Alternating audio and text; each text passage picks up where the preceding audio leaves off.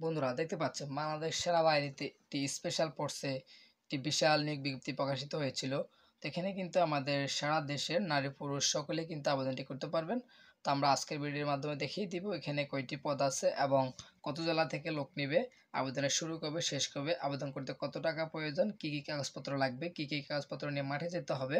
তো A to Z আমরা আজকে সম্পূর্ণ নিয়ে আলোচনা করব। অবশ্যই আপনারা সম্পূর্ণ ভিডিওটি দেখে পাশে থাকবেন যারা সেনাবাহিনীতে অ্যাপ্লাই করতে চান। তো চলুন আমরা আমাদের বিজ্ঞপ্তিতে চলে যাই।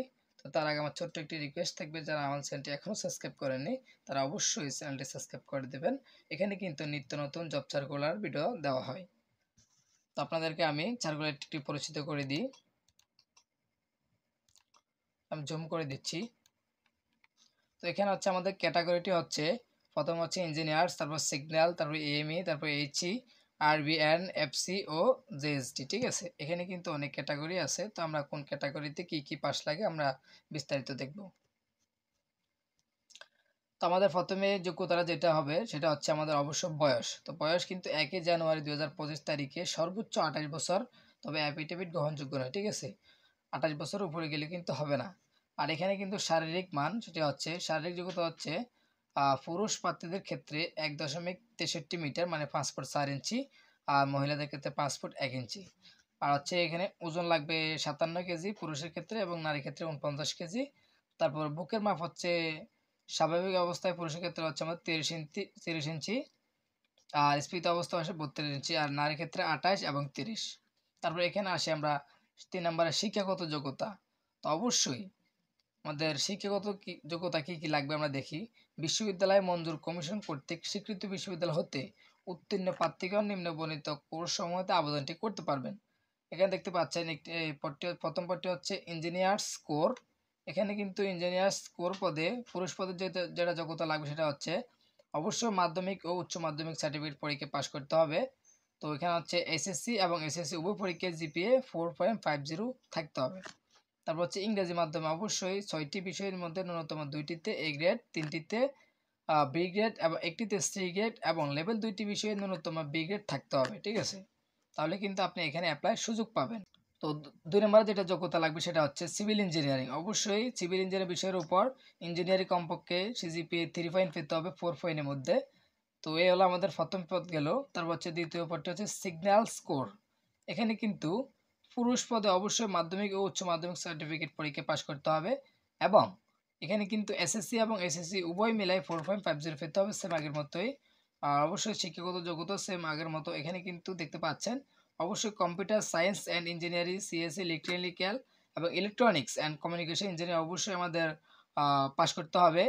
আর এখানে কিন্তু 4 পয়েন্টের মধ্যে অবশ্যই 3 পয়েন্ট থাকতে হবে। তারপর হচ্ছে ইলেকট্রিক্যাল অ্যান্ড মেকানিক্যাল ইঞ্জিনিয়ারিং। তো এখানে কিন্তু সেম আগের মতো শিক্ষাগত যোগ্যতা, এগুলো আপনারা অবশ্যই পড়ে নেবেন। তারপর হচ্ছে আর্মি এডুকেশন কোর। এখানে কিন্তু পুরুষ এবং মহিলা উভয় নিবে।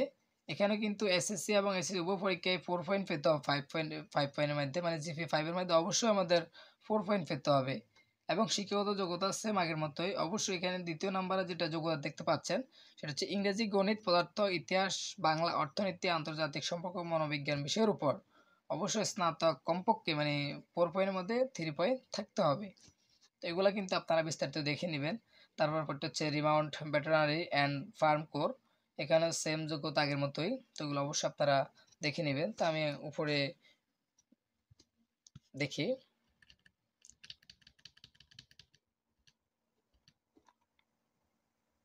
তো 6 নম্বর হচ্ছে আমাদের জাজ অ্যাডভোকেট জেনারেল জেএসডি পুরুষ। এখানে কিন্তু শুধু শুধু পুরুষ প্রার্থীরা আবেদনটি করতে পারবেন। এখানেও সেম পদটি হচ্ছে আগের মতো শিক্ষাগত যোগ্যতা লাগবে এবং এখানে কিন্তু আর্মিতে অবশ্যই বৈবাহিক অবস্থা আমাদের অবিবাহিত হতে হবে। তবে 1 জানুয়ারি তারিখে 2025 যাদের বয়স 26 বছর উপরে হবে সে সকল বিবাহিত পুরুষ প্রার্থীকে আবেদনটি করতে পারবে। এখানে কিন্তু একটা বোঝার জিনিস আছে, যেমন দেখতে পাচ্ছেন এখানে কিন্তু সকল পুরুষ অবিবাহিত হবে কথাটা এমন না। যেমন 1 জানুয়ারি 2025 তারিখে যাদের বয়স 26 বছর হয়েছে অবশ্যই তারা কিন্তু বিবাহিত হলেও আবেদনটি করতে পারবেন। আর যদি আমাদের 26 বছর না হয় তাহলে কিন্তু বিবাহিত হলে হবে না। আর এখানে কিন্তু মহিলা হচ্ছে অবিবাহিত এবং বিবাহিত উপর শর্ত অনুযায়ী। আর জাতীয়তা হচ্ছে অবশ্যই জন্মসূত্রে বাংলাদেশের নাগরিক হতে হবে। তারপর হচ্ছে এখানে অযোগ্যতা, তো অযোগ্যতার অবশ্যই আপনারা এখানে পড়ে নেবেন যে কি কি কারণে আপনি এখানে আবেদনটি করতে পারবেন না, সেই লিস্টে এখানে দিয়ে দিয়েছে, অবশ্যই তথ্যগুলো জেনে নেবেন। তো এখানে দেখতে পাচ্ছেন আবেদন করতে আমাদের টোটালি 2000 টাকা খরচ হবে, 1000 টাকা হচ্ছে আবেদন ফি আর 1000 টাকা হচ্ছে আমাদের রেজিস্ট্রেশন ফি, টোটাল মিলে আমাদের 2000 টাকা আবেদন করতে খরচ হবে। তো যারা আবেদন করতে ইচ্ছুক অবশ্যই এই যে লিঙ্ক থেকে আপনি আবেদনটি করতে পারবেন।